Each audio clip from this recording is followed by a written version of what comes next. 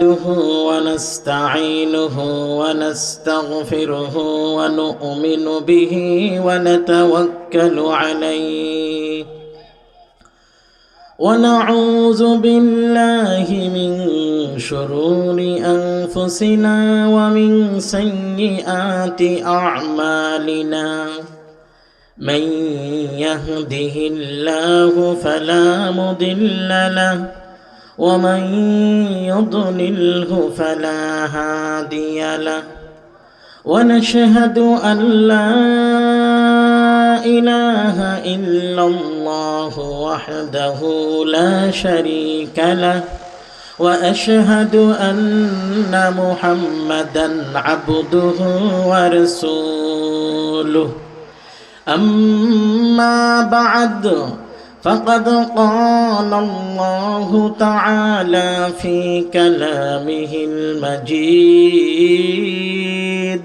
وفي فرقانه الحميد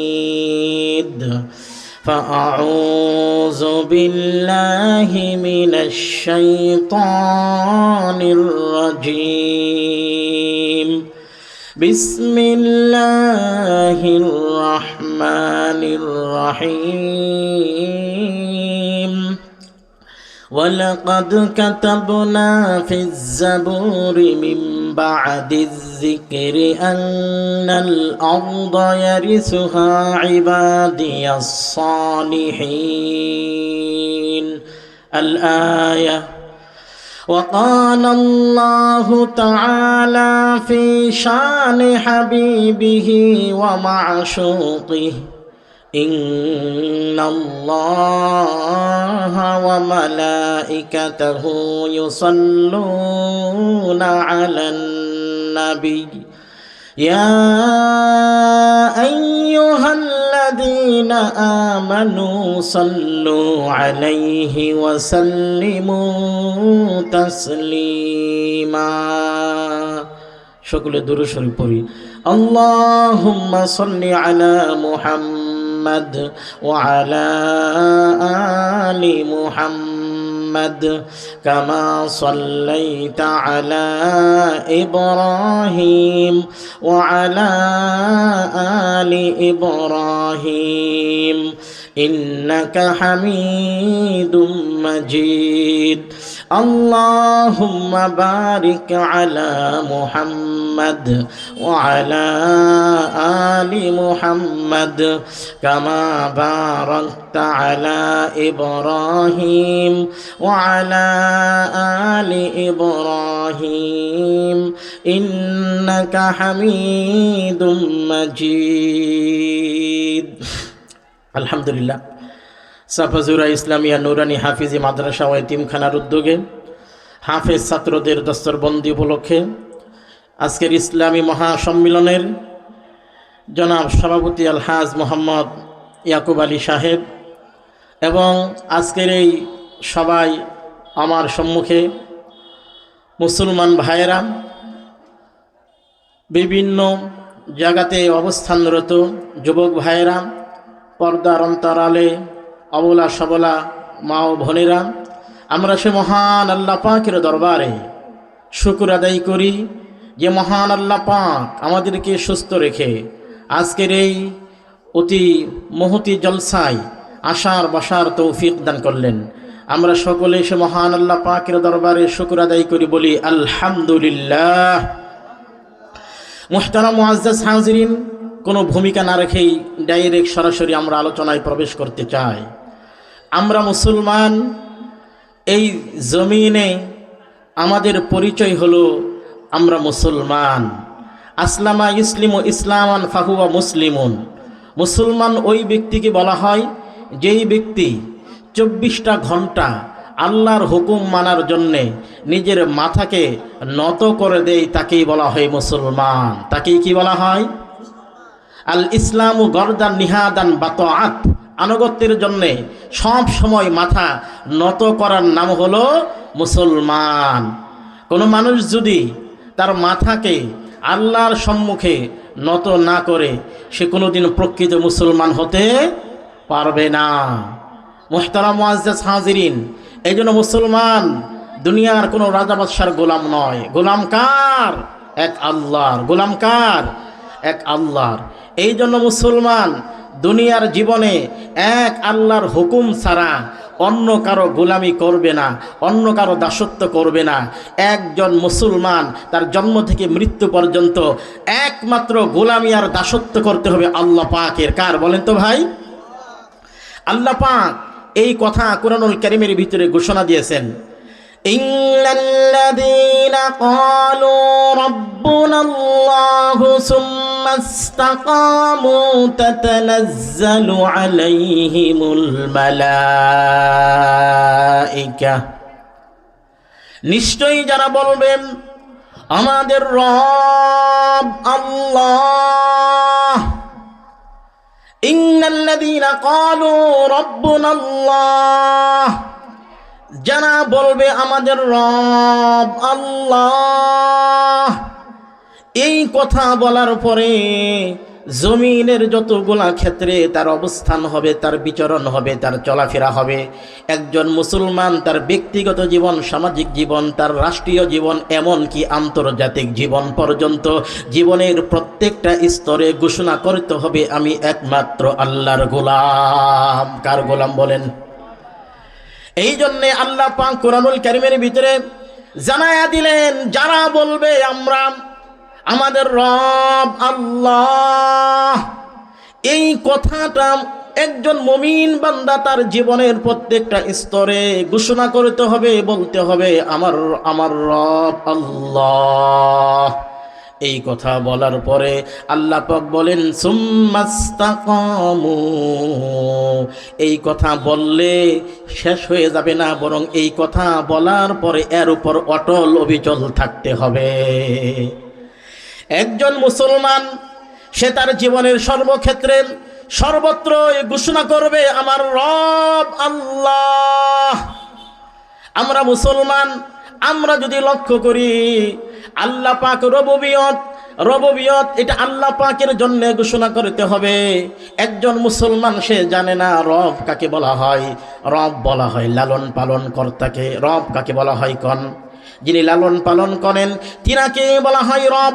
সুতরাং আল্লাহ পাক আমাদের লালন পালন কর্তা, আল্লাহ পাক আমাদের হায়াত দাতা, আল্লাহ পাক আমাদের রিজিক দাতা, সবকিছু করনেওয়ালা মালিক হলেন আমাদের আল্লাহ। কে বলেন তো ভাই? রিজিকের মালিক কে বলেন?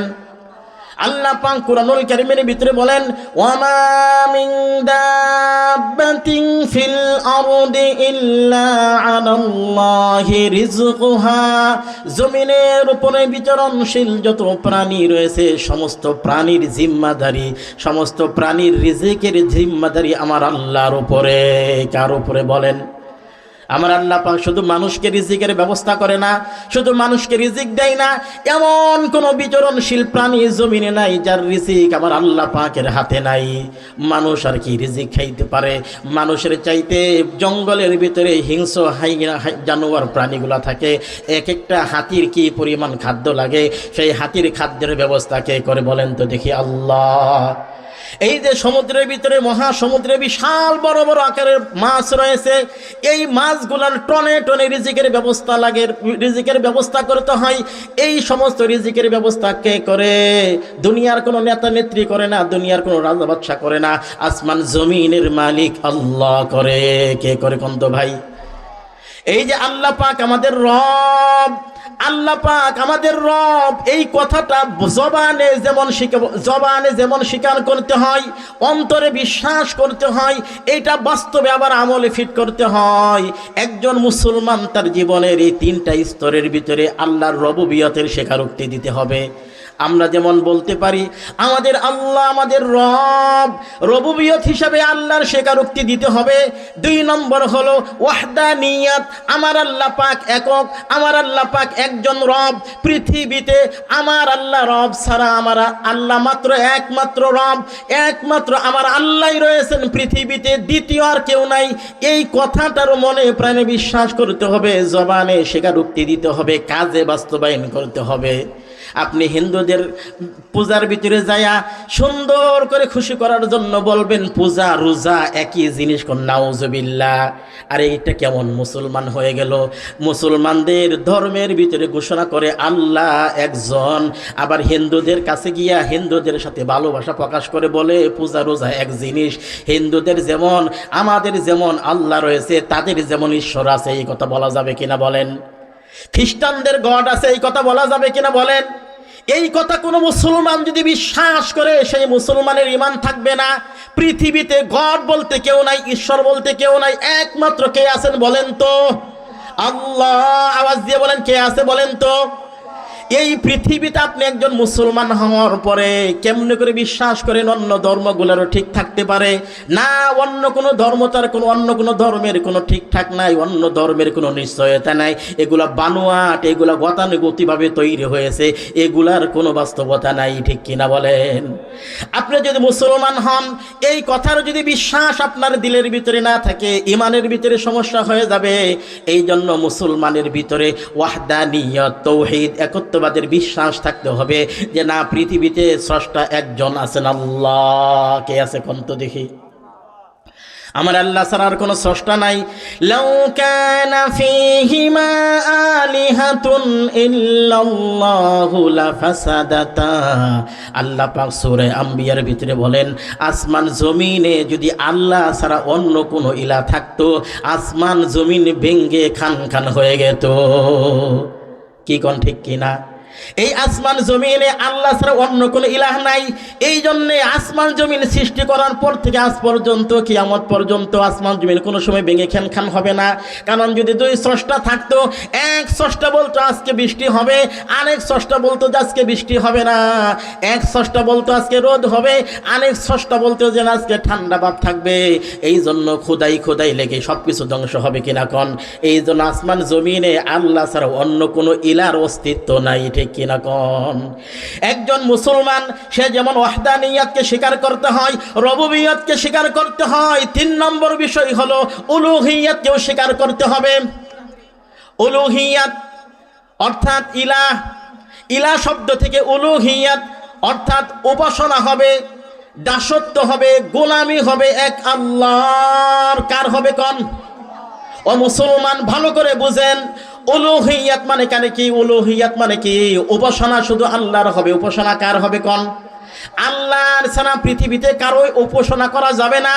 একজন মুসলমান তার ব্যক্তিগত জীবন থেকে তার একেবারে সামাজিক জীবন, আন্তর্জাতিক জীবন এবং যত স্তরগুলো আছে সবগুলা স্তরের ভিতরে তার উলুহিয়াতের স্বীকারোক্তি দিতে হবে। মানে দাসত্ব, গোলামি সব কিছু করব আল্লাহর, উপাসনা করব আল্লাহর, সব কিছু যদি হয় আল্লাহর। এই জন্য একজন মুসলমান দুনিয়াতে আল্লাহর হুকুম ছাড়া অন্য কারো হুকুম মানতে পারবে? আপনি যে বললেন এই যে উলুহিয়াত মানে গোলামি আর দাসত্ব করতে হবে আল্লাহর, এই জন্য একজন মুসলমান মানুষ কোনোদিন মানুষের বানানো আইন কানুন কোনো মুসলমান মানতে পারে না। কি মানতে পারে না কোন? মানুষের বানানো আইন কানুন, এই যে গণতন্ত্র, আব্রাহা লিঙ্কন দেওয়া গণতন্ত্র, মানুষের বানানো গণতন্ত্র, এই গণতন্ত্র তো কোনো মুসলমান মানতে পারে না। মুসলমান মানবে আল্লাহর বিধান একমাত্র। ইনিল হুকমু লিল্লাহ, বিধান চলবে কার কন্ত ভাই? বিধান চলবে একমাত্র আল্লাহর। এই জন্য মুসলমান জানে না, সে যে মুসলমান সে এইটাই তো জানে না যে তার উপরে আল্লাহর হুকুম ছাড়া, আল্লাহর দাসত্ব ছাড়া, আল্লাহর গোলামি ছাড়া কোনো কিছুই করা যাবে না। তাহলে তার মুসলমানিত্ব ঠিক থাকবে? আপনি মুসলমান গণতন্ত্র করতেছেন, সমাজতন্ত্র করতেছেন, রাজতন্ত্র করতেছেন, ইসলামের একটাও না। অথচ মুসলমানের জীবন থেকে বের হবে, জবান থেকে তার উচ্চারিত হবে আমি আল্লাহর গোলাম, সুতরাং আমার জীবনে আল্লাহর গোলামি ছাড়া অন্য কোনো গোলামি আমি মানব না। ঠিক কিনা কন? এটা মুসলমান জানেই না। এই জন্যে যখন মুসলমানের সম্মুখে বলা হয় বিধান হবে আল্লাহর, এই জন্য কোন একজন মুসলমান মানুষের বানানো তৈরি করা মতবাদ বিশ্বাস করতে পারে না। মানুষের আইন ও কানুন, কোনো মানুষ হয়ে আরেকটা মানুষের আইনকে, বানানো আইনকে মানতে পারে না। আপনি আমি কেমন মুসলমান চিন্তা করে দেখছেন? আল্লাহর গোলামি বাদ দিয়ে, আল্লাহর আইন বাদ দিয়ে মানুষের আইনকে আমি ইলা বানায় আনিছি। ঠিক কিনা কন? আপনি যে উলুহিয়াতের স্বীকারোক্তি দিবেন, উলুহিয়াত মানে কি? উপাসনা যা আছে সব হবে আল্লাহর। উপাসনা কার হবে? সব উপাসনা হবে আল্লাহর। আল্লাহর ছাড়া পৃথিবীতে কারো উপাসনা করা যাবে না। সুতরাং আমরা এই যে রাজনীতি বলি, আমাদের রাজনীতি, আমাদের আন্দোলন, আমাদের যত কিছু ইলেকশন যা কিছু আছে সব হবে আল্লাহর জন্য। কার হবে কোন? কার জন্য হবে? উল ইন্না সলাতি ওয়া নুসুকি ওয়া মাহইয়ায়া ওয়া মামাতি লিল্লাহি রাব্বিল আলামিন। আমার আল্লাহ বলেন, উল, হে নবী আপনি বলুন, ইন্না সলাতি, নিশ্চয় আমার নামাজ, ও নুসুকি আমার কুরবানি, ওয়া মাহইয়ায়া আমার বেঁচে থাকা, ওয়া মামাতি আমার মরে যাওয়া, লিল্লাহি রাব্বিল আলামিন সব কিছু হবে সারা পৃথিবীর স্রষ্টা, সারা পৃথিবীর প্রতিপালক আল্লাহর জন্য। কার জন্য হবে কোন তো ভাই? এই জন্য আমি কার পিছে দৌড়াচ্ছি? কোন মানুষের পিছে দৌড়াচ্ছি? দুনিয়ার এই সকল আমরা মানুষ মুসলমানরা এমন হয়ে গেছে, দুনিয়ার পিছে দৌড়াইতে দৌড়াইতে আল্লাহর বিধিবিধান সব ভুলে গেছে। ঠিক কিনা কন? আজকে যদি আপনি মুসলমান হওয়ার পরে একটা সমাবেশের কাছে গিয়ে ঘোষণা দেন, একটা সমাবেশে গিয়ে আপনি যদি বলেন, ও মুসলমান ভাইরা, আপনারা মানুষের বানানো আইনের কথা কেন বলেন? কেন বাংলাদেশের সংবিধান যেটা মানুষ বানাইছে এইটার কথা কেন বলেন? আপনারা বলেন মানুষের বানানো সংবিধানকে আমি দুই হাতে এটাকে উড়াইয়া দিয়া, তুড়ি মেরে উড়াইয়া দিতে রাজি আছি, এইটাকে আমি প্রত্যাখ্যান করতে রাজি আছি। আমি মুসলমান, আল্লাহর সংবিধান আমাদের সম্মুখে নিয়ে আসো। আল্লাহর সংবিধান ছাড়া আমরা কোনো মানুষের সংবিধান মানতে রাজি না, আমরা কোনো মানুষের সংবিধান মানতে চাই না, আমরা মানবো একমাত্র আল্লাহর বিধান। এই কথাটা মুসলমান জনসম্মুখে বলার মতো ইমানি সাহস কয়জন মুসলমানের আছে বলেন তো দেখি? আমরা সমাজের ভিতরে মুসলমান আছি, কয়জন মুসলমান আছি আমরা সমাজে গিয়ে আমরা বড় বড় মজবার ভিতরে দুনিয়ার মানুষের বানানো তৈরি করা আইনকে প্রত্যাখ্যান করে আল্লাহর আইন মানার ঘোষণা দিব। আল্লাহর আইন আমাদের সমাজে চলবে, আল্লাহর আইন আমাদের দেশে চলবে, এই ঘোষণা দেওয়ার মতো কয়জন ইমানি সাহস হলো মুসলমান আছে? কি বলেন ঠিক কি না? আমরা মুসলমান কিছুই তো খেয়াল করি না। আমরা মুসলমান খাই দাই আর চলাফেরা করি, ভাবিও না, চিন্তাও করি না। আমি একজন মানুষ, সবচাইতে শ্রেষ্ঠ মানুষ, আশরাফুল মাখলুকাত, আমি মুসলমান, অথচ আমার কি আইন মানা দরকার, আমার কেমনে চলা দরকার সেইটাই আমরা জানি না। অথচ মানুষের মানবতা, মুসলমান যারা রয়েছে, এই মানবতার জন্য একমাত্র সুখ শান্তির ধর্মের নাম হলো ইসলাম। কি নাম? সবাই বলেন নাম কি? বলেন ইসলাম। ইসলাম হলো একমাত্র শান্তি, মুক্তি, সফলতা, কামিয়াবি, সব কিছু হলো ইসলামের ভিতরে। আর সেই ইসলামের মধ্যে রয়েছে খেলাফত ব্যবস্থা। কি রয়েছে কোন? মুসলমানরা মানবে খেলাফত ব্যবস্থা। এইটা হলো মুসলমানদের আল্লাহ প্রদত্ত জীবন ব্যবস্থা। যদি আপনাকে কেউ প্রশ্ন করে খেলাফত ব্যবস্থা কাকে বলে, আপনি বলবেন আল্লাহ প্রদত্ত জীবন ব্যবস্থার নাম হলো খেলাফত ব্যবস্থা। কি বলা যাবে? ঈমান মজবুত করেন, ঈমান পাকা করেন। জান্নাতে যাইতে চাইলে ঈমান লাগবে, ঈমান খাঁটি আছে কিনা সেইটাকে যাচাই করেন। এই জন্য আল্লাহ প্রদত্ত জীবন ব্যবস্থার নাম হলো খেলাফত ব্যবস্থা, যা ঐশী বিধানের ভিত্তিতে প্রতিষ্ঠিত হয়, যা দুনিয়ার আনাজ কানাজ থেকে অন্যায় অবিচারের ময়লা আবর্জনা পরিষ্কার করে দেয় এবং ন্যায় নীতি আর ন্যায় নীতির, ন্যায় আদর্শের শোভনীয় সুরভিত ফুলে সজিয়ে সাজিয়ে তাকে জান্নাতের ঈর্ষণীয় বস্তু বানায় দেয়। আর খেলাফতের মানেই হলো আল্লাহর প্রত্যেকটা সৃষ্টির ইহলৌকিক পরলৌকিক কল্যাণের দায়িত্ব বহন করে। খেলাফত কে বহন করে কন্ত ভাই? খেলাফত ব্যবস্থা মানেই হলো আল্লাহর প্রত্যেকটা সৃষ্টির কল্যাণের দায়িত্ব বহন করতে হবে। কেউ খলিফা হওয়ার মানে হলো প্রত্যেকটা মুসলমানের দায়িত্ব তার কাঁধে। কার কাঁধে কন্ত দেখি? ওমর রাদিয়াল্লাহু আনহু খেলাফতের প্রধান ছিলেন, খলিফাতুল মুসলিমিন ছিলেন। এই জন্য ওমর রাদিয়াল্লাহু আনহু ওই ফুরাত নদীর তীরে দাঁড়ায়া বলতেন, এই নদীর তীরে যদি একটা কুকুর পর্যন্ত পিপাসায় মারা যায়, কিয়ামতের ময়দানে আমি ওমরকে আল্লাহর দরবারে জবাবদিহি করতে হবে। ওমর, তোমার খেলাফত ব্যবস্থার ভিতরে আল্লাহর একটা সৃষ্টি পানি পান করতে পারলো না, পিপাসায় কেন মারা গেল? জবাব দাও, ঠিক কিনা বলেন? আপনি চিন্তা করে দেখেন তো, আজকে পৃথিবীতে যত দুর্নীতি হচ্ছে, সমস্ত দুর্নীতি বন্ধ করার একটাই মাত্র ব্যবস্থা, সেটা হলো খেলাফত ব্যবস্থা। সেইটার নাম কি কোন? খেলাফত ব্যবস্থা। এই যে আফগানিস্তানের প্রতিনিধি ভারতে আসছিল, ভারতে আসার পরে ভারতের সাংবাদিকরা, বিশেষ করে নারী সাংবাদিক যারা, এরা এত সুন্দরভাবে ঘেরাও করে ভিড় করছে। ওরা জিজ্ঞেস করছে, আপনারা তো মানুষের উপর কঠোরতা করেন, নারীদের উপরে বেশি চাপ প্রয়োগ করেন, আপনারা এত কিছু কেন করেন, নারীদের উপরে এত চাপ কেন দেন? তখন ওই আফগানিস্তানের প্রতিনিধি জিজ্ঞেস করছে, আচ্ছা আপনারা যে এত কিছু করতেছেন, আপনারা ধর্ষণ বন্ধ করতে পারছেন, চুরি বন্ধ করতে পারছেন, দুর্নীতি বন্ধ করতে পারছেন, অন্যায় অবিচার বন্ধ করতে পারছেন? সাংবাদিকরা নিরুত্তর, চুপ, কোনো উত্তর নাই। আফগানিস্তানের প্রতিনিধি বলছে, আমরা আল্লাহর শরিয়া আইন কায়েম করে দুর্নীতি বন্ধ করেছি, অন্যায় বন্ধ করেছি, চুরি বন্ধ করেছি, ধর্ষণ বন্ধ করেছি, সর্বপ্রকারের অপরাধ অন্যায় আফগানিস্তানে বন্ধ হয়েছে। ঠিক কিনা বলেন? কিসের আইনে? বলেন কোরআনের আইনে। কোন আইনে? আল্লাহ প্রদত্ত জীবন ব্যবস্থার মাধ্যমে তারা পারছে আজকে সারা পৃথিবীর মরল আমেরিকা, ইউরোপকে বৃদ্ধাঙ্গুলি প্রদর্শন করে দেখাইছে, আমরা তোমাদের বানানো কোনো আইন মানি না, আমরা মানি আল্লাহর সংবিধান। আল্লাহর আইন বাস্তবায়ন করে তোমাদেরকে আমরা দেখাইয়া দিলাম। সারা পৃথিবী একা একদিকে চলে গেছে, আর আফগানিস্তানের মুজাহিদরা, আফগানিস্তানের মুসলমানরা, আফগানিস্তানের আলেম উলামারা, তারা একদিকে গেছে কিনা কোন? আমার আল্লাহ পাক তো কোরআনে এই কথাই বলছেন, ইসলাম যারা সমাজে কায়েম করে, ইসলাম যারা প্রতিষ্ঠিত করে, এদের পিছনে কেউ যদি না থাকে, আমার আল্লাহ থাকে। কে থাকে কোন? আল্লাহ পাক কুরআনুল কারীমের ভিতরে বলেন, ওয়ালাউ আন্না আহলাল কুরা আমানু ওয়াত্তাকাউ লাফাতাহনা আলাইহিম বারাকাতিম মিনাস সামাই ওয়াল আরদ। কোন জনপদবাসী যদি দুইটা কাজ করতে পারে, একটা কাজ হলো আল্লাহর উপরে খাঁটি ঈমান আনতে পারে, 2 নম্বর আল্লাহকে ভয় করার নীতি যদি অবলম্বন করে চলতে পারে, আল্লাহ বলে লাফাতাহনা আলাইহিম বারাকাতিম মিনাস সামাই ওয়াল আরদ, আল্লাহ পাক অবশ্যই তাদের উপরে আসমান এবং জমিনের বরকত সমূহ খুলে দিবে। এবার বলেন তো দেখি, যদি কোনো জনপদে, কোনো দেশে আল্লাহ পাক আসমান জমিনের বরকত খুলে দেয়, তামাম পৃথিবী কেন সারা দুনিয়া একদিকে হয়ে গেল, কোনো আসে যায় কি না? বলেন, কোনো কিছু আসে যায় না। এই জন্য মুসলমান আমাদের বুঝতে হবে, আমরা আল্লাহর আইন বিশ্বাস করি। আল্লাহর আইন যদিও বাংলাদেশে নাই, বাংলাদেশের মুসলমান এখন যদি মনে করে এইটা একটা উর্বর সময় চলতেছে, কি চলতেছে কোন?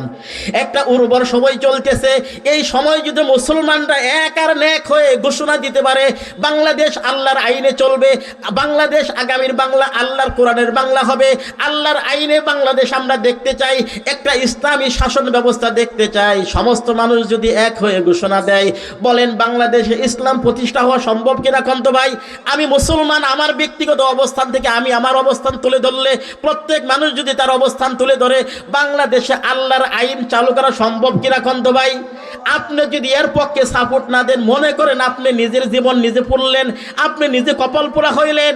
আরে আপনি বাঁচবেন আর কয়দিন, মরেই তো কবরে চলে যাবেন। দুনিয়ার পিছে দৌড়ায় লাভটা কি হলো? কিছুই কাজে লাগবে না। এই জন্য বাঁচতে হলে, দুনিয়াতে বাঁচতে হলে আল্লাহর আইন মানে বাঁচবো, আল্লাহর বিধান মেনে বাঁচবো। এই জন্যে মরার আগে আমাদেরকে আল্লাহ পাকের হুকুম আহকাম পরিপূর্ণভাবে মানার তৌফিক দান করুন, আমিন। আমি যেহেতু সকালেও লম্বা সময় কথা বলেছি, আর এখন আমি লম্বা সময় পাইলে আপনাদেরকে খেলাফত নিয়ে কোরআনের আয়াতগুলো আপনাদের সামনে তুলে তুলে দেখাইতে পারতাম। যতটুকু আলোচনা করলাম, আল্লাহ পাক সকলকে বোঝার, মানার, আমল করার তৌফিক দান করুন, বলুন আমিন।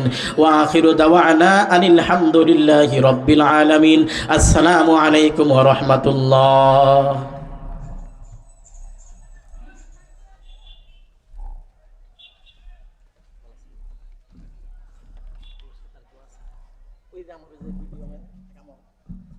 তোমার ভিডিও ম্যান আগে মোহাম্মদ নাজমুল ছিল না ভিডিও ম্যান, ও তো ঢাকায় গেছে।